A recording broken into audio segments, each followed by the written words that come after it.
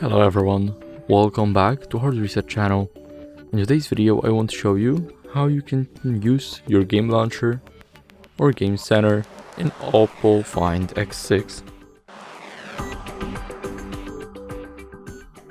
So first, click the game center here. Here we have our games, and if we load it, this is what we can do.